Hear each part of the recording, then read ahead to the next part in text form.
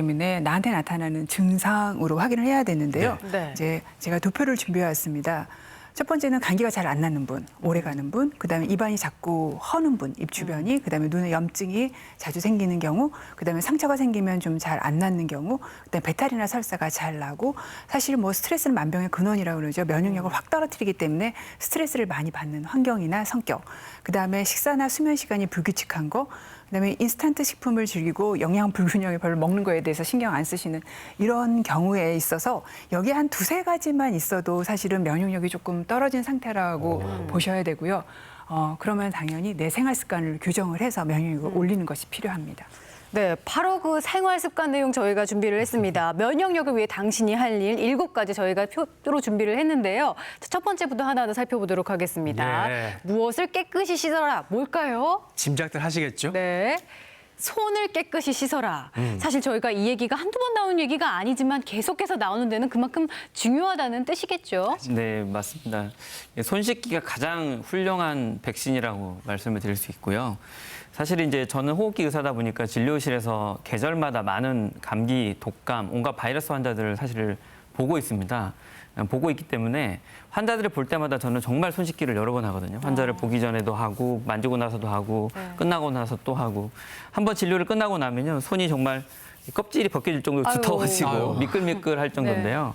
사실 이런 정도의 손 씻기를 한다면 내가 아무리 바이러스 환자를 10명, 20명을 봐도 옮지 않습니다. 사실 저는 그런 계절들을 보낼 때 이런 손 씻기를 충실히 지키는 것만으로 저는 예방할 수 있다 생각하거든요. 네. 코로나19 바이러스는 치료제는 아직 없지만 우리가 예방할 수 있는 병입니다. 반드시 예방할 수 있습니다. 여러분들이 손 씻기만 잘하신다면 충분히 예방할 수 있습니다. 그래요. 코로나19로 이제 예방하는 손 씻기 방법 한번 좀 더 짚어주실까요? 네, 그 준비된 동영상을 한번 잠깐 보시고요. 예.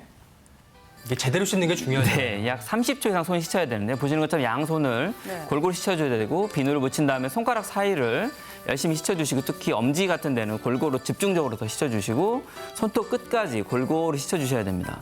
그냥 흐르는 물을 꼭 쓰셔야 되고요. 비누나 이런 세정제를 사용해서 씻는 것이 매우 효과적입니다. 꼭 30초 이상 씻을 때만 그 효과가 있기 때문에 반드시 충분한 시간을 가지고 씻어주시는 게 좋습니다. 네, 정말 뭐 외울 만큼 들었지만 그래도 강조해야 되는 손 씻기가 첫 번째로 나왔고요. 다음은 조금은 저는 생소하더라고요. 이런 호흡을 하라라고 네. 되어 있는데 어떤 호흡일까? 횡격막 호흡을 하라. 생경막 호흡. 사실 뭐 코로 숨 쉬어라, 복식 호흡해라 이런 것까지는 들어봤는데요. 이 횡격막 이 뱃속에 있는 거잖아요. 어딘가요? 어딜까요? 네, 횡격막은 사실 이제 우리 폐하고 복부를 나누는 공간이 횡격막인데요. 예. 사실 우리가 사람들이 숨 쉬는 힘의 80%의 폐활량은 횡격막을 통해서 움직입니다. 아. 그래서 우리가 폐 기능이 약화되어 있는 호흡기 질환 환자들 같은 경우에는 횡격막이 강화돼야만 호흡기 질환의 예방 효과도 있고 건강하게 지내실 수 있거든요. 저희가 이 횡격막 호흡법에 대해서 그림을 준비한 게 있는데요. 제가 간단히 그림을 설명을 드리면 먼저 횡격막 호흡을 처음에 하려면 좀 누워서 하시는 게 좋습니다. 아, 그래서 누워서. 보통 우리가 흉식 호흡을 하는데 복식 호흡을 해야 되기 때문에 이렇게 누운 상태에 배에 물건을 올려놓고요. 네. 이렇게 가슴은 가만히 멈춘 상태에서 배만 이렇게 볼록 올라오게 들이쉬고 내쉬고를 하는 겁니다.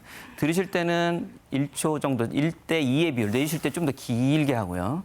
이거 한 2, 3분 정도 하고 보통은 이제 가슴이 자꾸 올라오게 되거든요. 예. 네. 그래서 이제 배 호흡을 주로 하시게 되고 좀 안정화되면 앉아서도 배로 하는 호흡을 지속적으로 하게 되면 횡격막이 강화되기 때문에 호흡 기능에 많은 도움이 됩니다. 네. 그리고 나오는 면역력을 키우는 방법은 다들 정말 궁금해하실 거예요.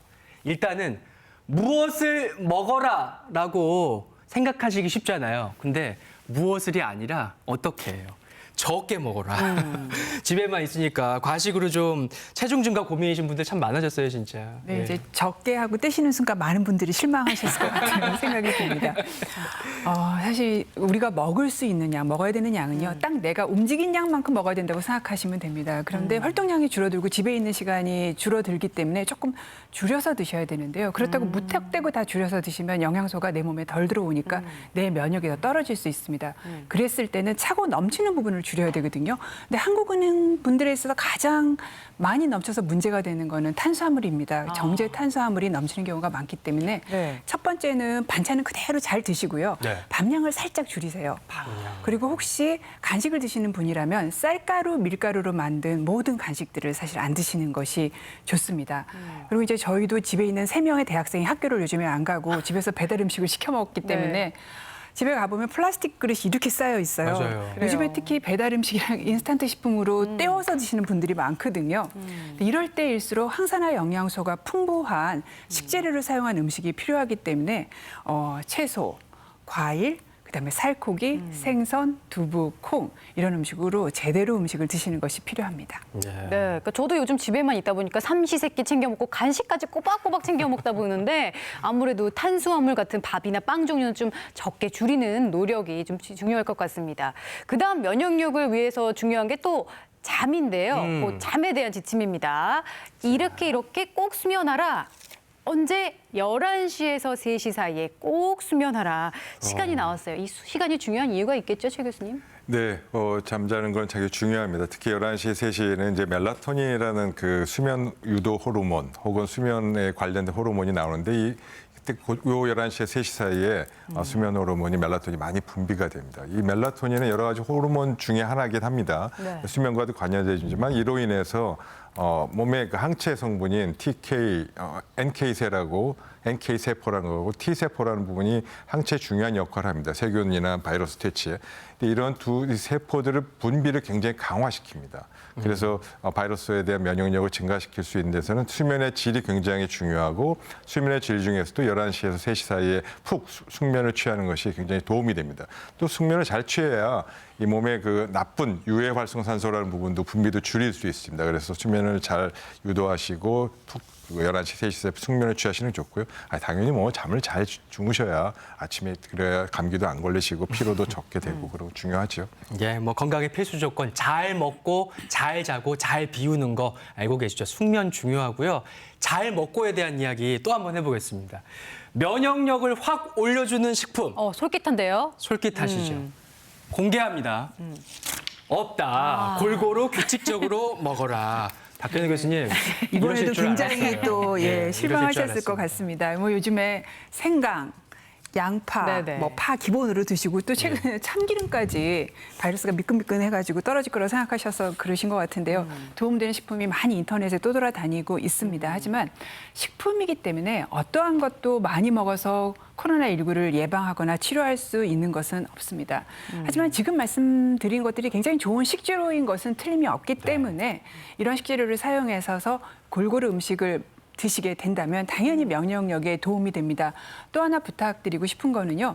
요즘에 이 면역 증강이라는 이름을 붙인 그 몸에 좋다고 얘기하는 뭐 주사라던가 건강기능 식품까지 이 불안 심리를 타고 마케팅이 많이 되고 있습니다. 어떠한 무엇을 우리가 면역을 확 올려줄 수 있는 그런 건 없다고 생각하시면 되고요. 그냥 초등학교 때 배웠던 생활 규칙 열심히 지키시는 거 그것이 가장 정도입니다. 네, 단기간에 면역력을 확 올려주는 식품은 없다는 거. 그 대신 골고루 규칙적으로 드시길 권해주셨고요. 그렇게 드시면서 또 이런 지침도 중요할 것 같습니다. 한번 볼까요? 긴 거를 하라는데. 네. 잠깐이라도 햇볕을 쬐며 운동하라 나왔습니다. 예. 네, 최 교수님. 네, 운동 당연히 중요하죠. 지금 같은 상황에서 운동을 하지 않으면 면역력 저하에도 굉장히 큰 문제가 됩니다. 그래서 아까도 저희 말씀해 주셨습니다만 오히려 이 사람이 많지 않은 공원이나 또 이런 산 같은 데서 산책 겸 운동하시는 거는 그 상황에서 오히려 마스크를 쓰지 않아도 됩니다. 마스크 쓰지 않고 오히려 운동도 하시고 하는 부분도 굉장히 필요하고요. 이 황사를 또 걱정하시는 분들이 있었습니다. 근데 황사 때보다도 오히려 황사 때의 그런 상황에서도 운동하시는 게 굉장히 필요하다는 관점에서 공중보건학적 공고를 드릴 정도로 운동은 훨씬 중요합니다. 또 햇볕을 받아야지만 비타민 D가 또 합성이 되고 면역력 증강에 도움이 되기 때문에 적절하게 주기적으로 정기적으로 계시고 집에만 계시지 마시기 바랍니다. 네, 정말.